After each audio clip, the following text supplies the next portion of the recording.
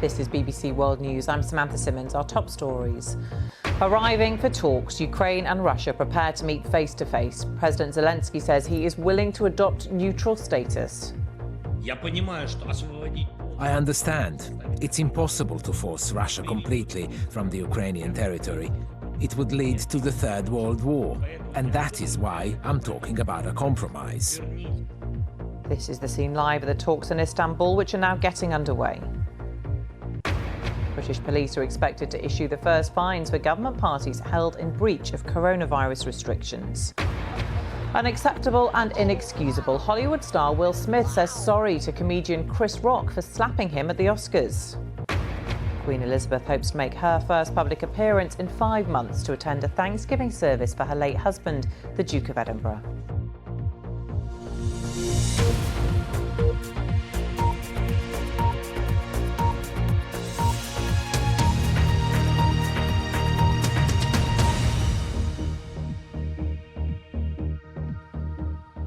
Hello and welcome to BBC World News. For the first time in more than 2 weeks, Ukraine and Russia will hold face-to-face peace talks as Kyiv pushes for a ceasefire. Presidential advisers from both countries are meeting in Istanbul, although hopes of a breakthrough remain low. This is the scene live in Istanbul, where President Erdogan has opened the talks in the past few minutes. President Zelensky says the in-person negotiations must bring peace without delay and that Ukraine could make compromises. Thomas Morgan reports. A safe landing, hoping to secure a safer future. Ukrainian delegates arriving in Istanbul, gearing up for the latest round of peace talks, the first face-to-face in weeks. A ceasefire is their aim, although there's significant doubt over whether this is likely. The minimum programme is, first of all, humanitarian questions. And the maximum programme is ceasefire and reaching a lasting agreement on it.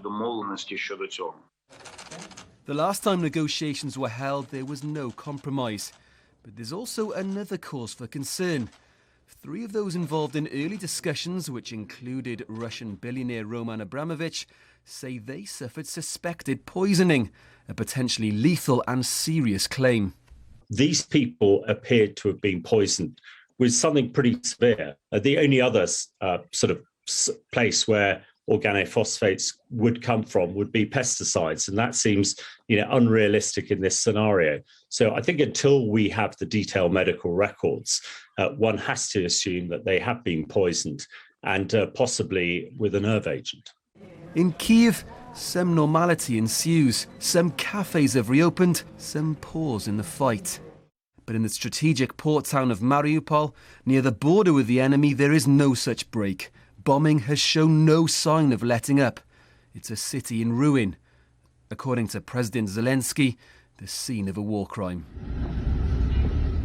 Along the Black Sea near the city of Odessa in the southwest, there are signs that local troops are overcoming their foe, as Russian tanks lie in ruin. This has led to resistance in nearby Kherson, a city currently held by Putin's forces. Russia will unlikely back down before they finish taking the east of Ukraine. So a month into this conflict, there is hope, but skepticism that this latest round of talks will lead to any resolution or respite in this war. Thomas Morgan, BBC News. Well, I'm joined now by Jonah Fisher, who is in Lviv in western Ukraine, and Jenny Hill, who is in Moscow. Jonah, welcome to you first. The talks are significant in that they are happening. How optimistic are people there that they could produce any concrete breakthrough? To be frank with you, not very optimistic. Ukraine is still a country that is being attacked by Russia, particularly in the central, southeastern and northeastern parts of the country, not here in Lviv at the moment. But so people are deeply sceptical. Many people don't really think that they can trust anything that Russia says. So, I think if you were to talk to people on the streets here, they would say, yeah, well, on the positive side, they're talking and it's face-to-face, because in previous rounds it had been simply online only. But is there any obvious area in which there could be agreement that might bring an end to this war? Well, I don't think many people can see it at this moment in time. Jenny, there is still, of course, a gulf between the Ukrainian position and that we know of from Russia, but it's still not clear exactly where President Putin would compromise. Well, it seems on the evidence that we have in front of us that actually Moscow is expecting Ukraine to make all the compromise in return, perhaps, for some kind of ceasefire, although we've seen no evidence that that is really on the table at the moment. So we know that Vladimir Putin, for sure, wants those areas in eastern Ukraine, home to Russian-speaking populations which have declared themselves breakaway states. He wants the world to recognise those as independent, and for that you can read under Russian control. He wants the world to recognise that Crimea, which he annexed in 2014, is Russian. Those are a big deal for Ukraine, and President Zelensky has already said he wants to put any kind of agreement to a referendum before it goes ahead. Vladimir Putin also wants, of course, Ukraine to commit to never joining NATO. Now, we know that the Ukrainian leader may be, he's hinted certainly that he might be willing to agree certainly to the last demand there. In terms of ceding territory to Moscow or independent control, perhaps there's some wiggle room there too. But, you know, we know what the Ukrainian red lines have been. They may change, of course. But at this stage, I suppose that the big question is how serious is Vladimir Putin about ending hostilities in Ukraine. He, of course, has told the Russian people that his so-called special military operation, it's not a war as far as he's concerned, is all about defending the populations in eastern Ukraine from the so-called aggression and potential genocide perpetrated by the government in Kyiv. He's got to tell Russian people that he has achieved his aims. He's got to be able to present them with some kind of victory. He presumably doesn't want this special military operation to go on forever. Western experts suggest it's not going as well as he'd hoped. Russian soldiers are not coming home to their families because they're dying in Ukraine. Is that going to be enough to make Vladimir Putin bring this to an end? And what's it going to take? These are questions which is very difficult to answer. And beyond all of that, there is, of course, the question of trust. You know, if Vladimir Putin and the Ukrainian leader come to some kind of agreement, ultimately, can Vladimir Putin be trusted to keep his word? And will perhaps the ceding of control of territories in eastern Ukraine be enough for the Russian president? It's very difficult to say at this stage. And that, I think, is why expectations across the board really are pretty low. Although, as we have said, you know, the fact that both sides are talking is perhaps grounds for the faintest optimism. Well, expectations may be low, but President Erdogan sounding positive. Let's talk to our correspondent in Istanbul, Tom Bateman, who's following the talks. And Tom, President Erdogan opening those talks in the past few minutes, urging all sides to produce concrete results. Yeah, absolutely. And what's happening right now is that the key presidential advisors, both the Russian and Ukrainian delegations, are having a one-on-one meeting before the wider talks get underway.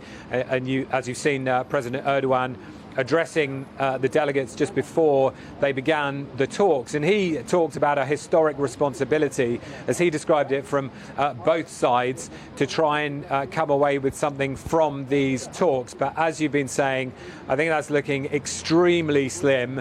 A very marginal possibility of any kind of breakthrough from this, and that is largely because of the gulf that exists between what Ukraine is saying on the one hand and what Russia has been demanding throughout, that it requires to stop its war in Ukraine. So we may get some words, I think, from the Ukrainian side a bit later on today, and some expectation the talks will run now into a second day. As to whether the Russians are going to be saying much about this, that I think remains to be seen. How much has the Ukrainian position shifted in your view, given that we've heard President Zelensky say he is willing to consider a neutral status after only a referendum which is going to take months? But we've also heard from the Ukrainian foreign minister that they are not willing to trade in land, people or sovereignty.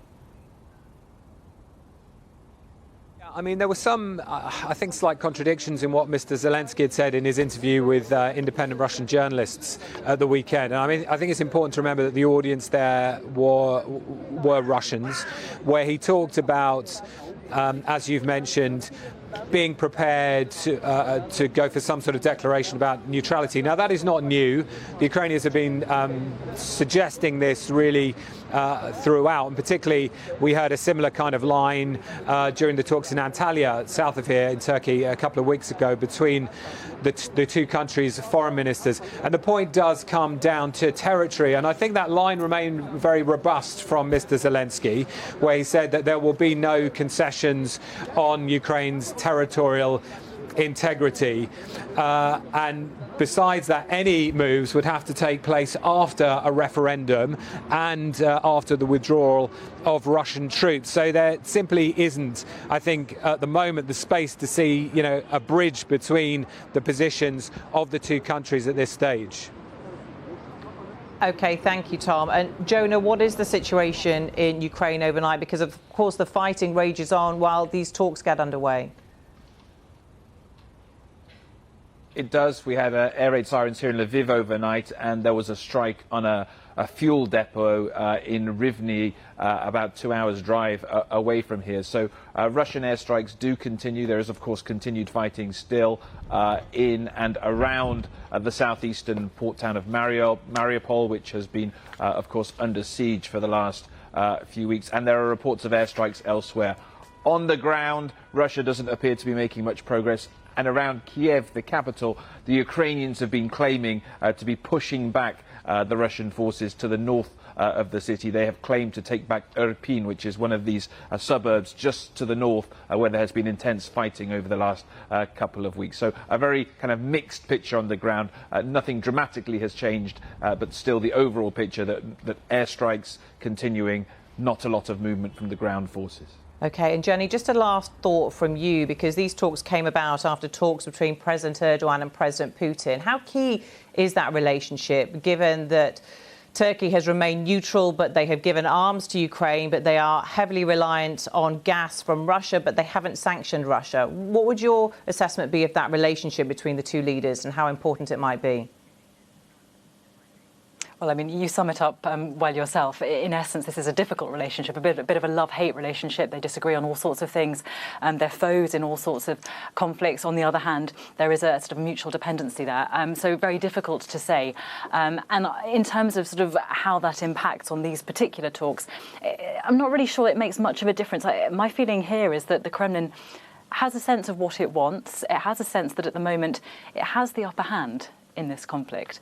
And while it has the upper hand and can make the demands that it currently is making, it will continue to do so. OK, Jenny Hill in Moscow, Jonah Fisher in Lviv and Tom Bateman in Istanbul. Thank you all. Now let's get some other news. And here in the UK, the police are to issue the first fines in relation to government parties that took place during COVID-19 lockdowns.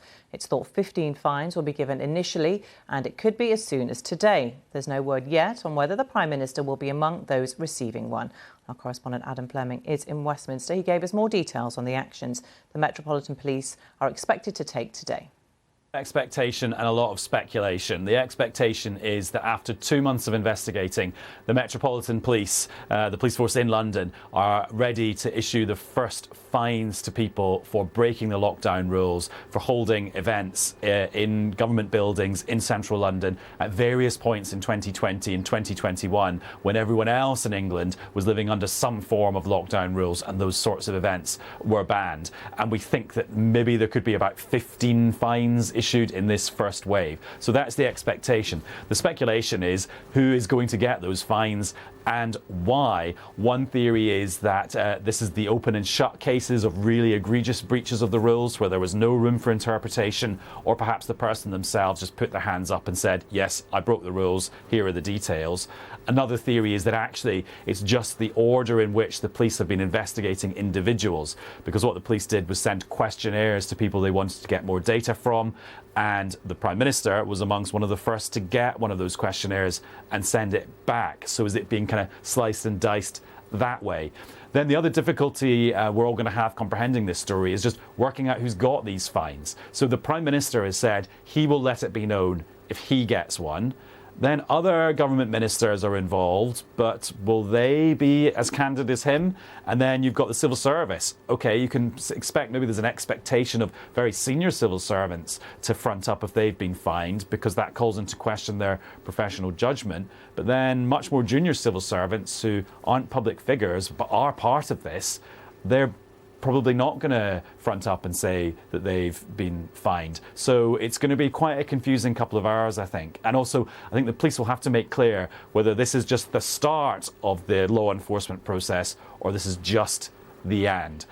If it is the end, that then triggers a few other things, doesn't it? There's the political process amongst the Conservative Party where MPs will finally be able to reach a judgment on Boris Johnson's judgment himself and his leadership.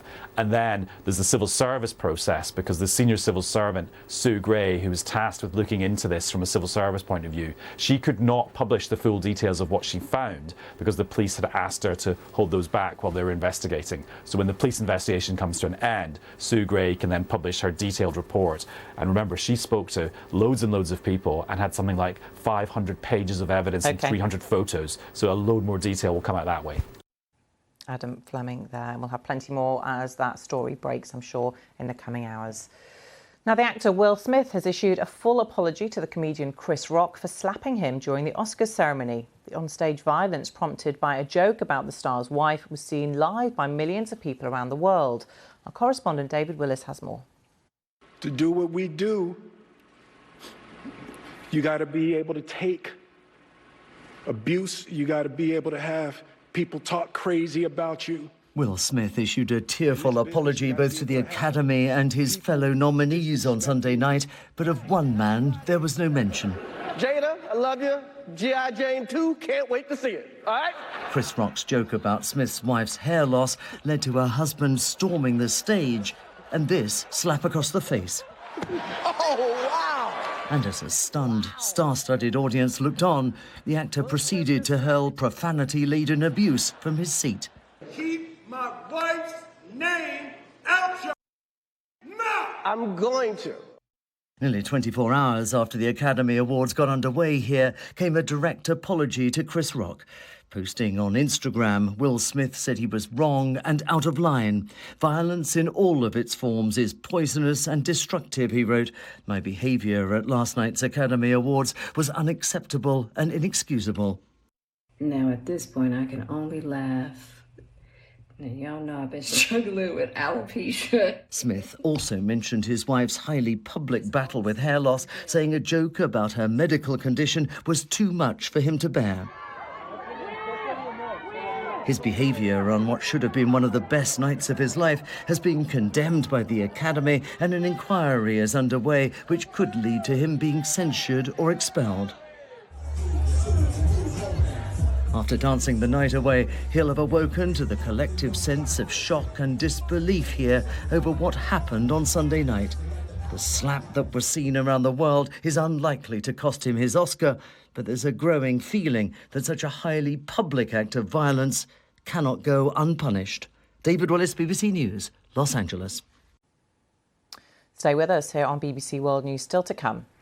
Queen Elizabeth hopes to make her first public appearance in 5 months to attend a Thanksgiving service for her late husband, the Duke of Edinburgh.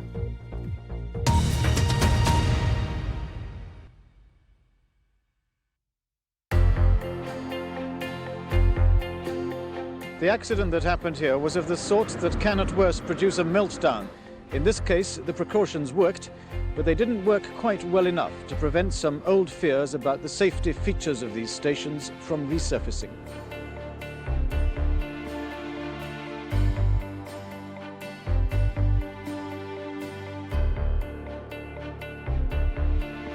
The Republic of Ireland has become the first country in the world to ban smoking in the workplace. From today, anyone lighting up in offices, businesses, pubs and restaurants will face a heavy fine. The president was on his way out of the Washington Hilton Hotel where he had been addressing a trade union conference. The small crowd outside included his assailant. It has become a symbol of Paris. 100 years ago, many Parisians wished it had never been built. The Eiffel Tower's birthday is being marked by a reenactment of the first ascent by Gustave Eiffel.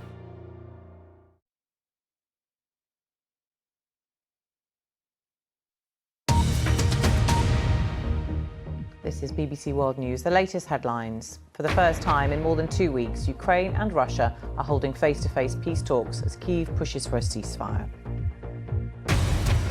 Each of the almost 4 million refugees who have fled Ukraine so far, of course, has their own story, the threads of their past lives, their escape routes and their current places of shelter all interwoven. Our correspondent Nick Thorpe sent this report from northeast Romania about Irina, her family and the monastery which has taken them in.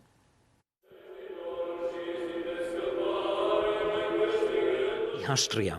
The name of the monastery means a place of retreat, of prayer and meditation, away from the turmoil of the world. And that's what it means now for Irina, her mother-in-law Natalia, her best friend Ira and their 5 children. Irina drove them all here in her old Ford Transit from Kharkiv in eastern Ukraine. My lovely car, my lovely van. I'm so glad that here I have a part of home, a part of my husband. Sometimes I want to sit there just to smell my husband, just to smell my house.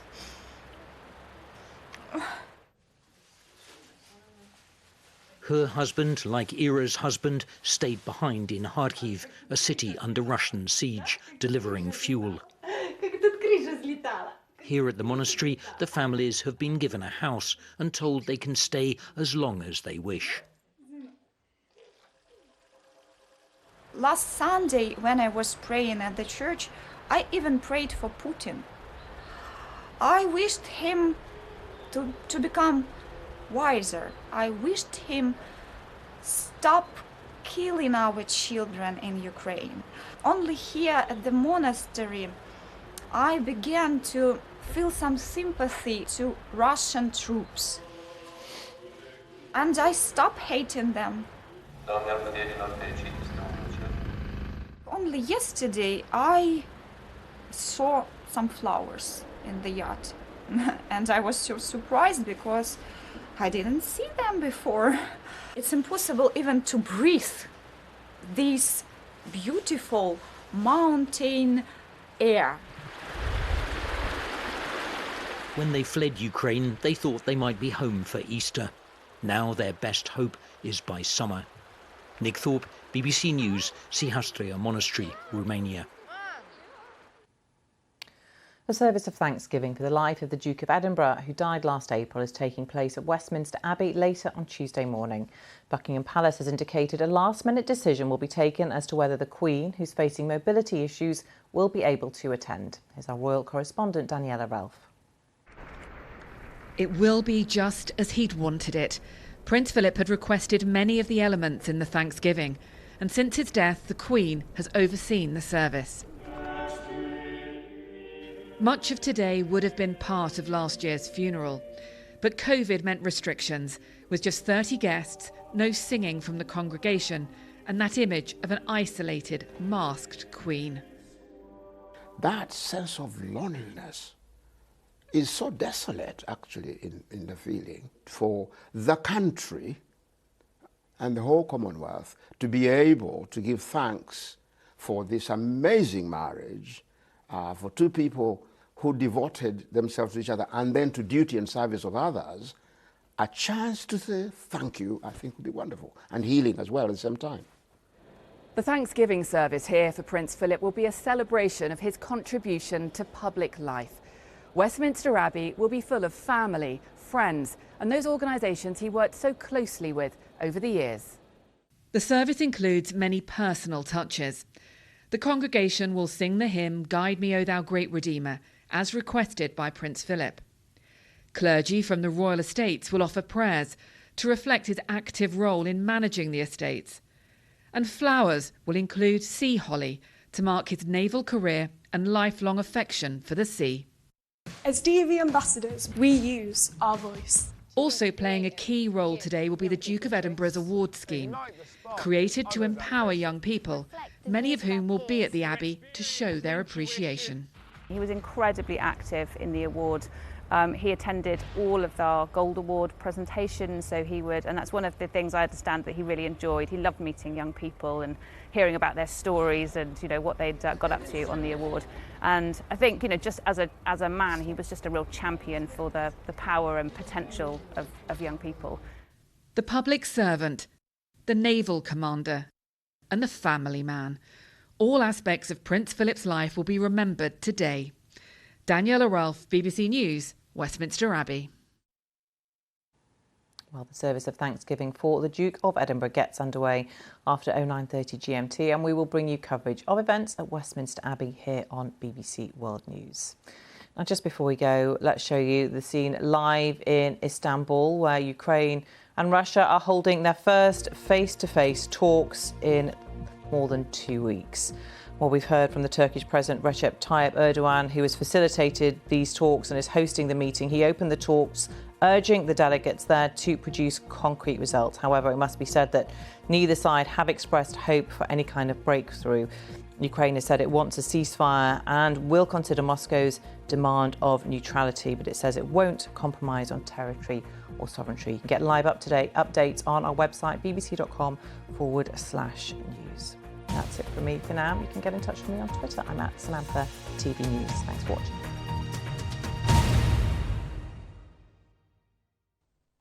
Hello. For much of last week, high pressure was the weather maker across Europe. This week, things look very different. Low pressure is increasingly taking control. Low pressure wobbling its way in from the west. We've seen some pretty wet weather lately across parts of Spain, especially down towards the southeast. There is some more rain to come here, but this area of low pressure is set to intensify as it moves eastwards through the Mediterranean over the next few days. And at the same time, we've got some increasingly cold conditions digging down across northern Europe. Towards the southeast, a lot of cloud across much of Turkey, Cyprus, with some outbreaks of rain at times. It looks mainly fine in Greece, 19 degrees for Athens, but it's quite a lot of cloud across Spain and Portugal with some outbreaks of rain, that cloud spreading across a good part of France as well. Some outbreaks of rain across the southeast of the UK, northern France.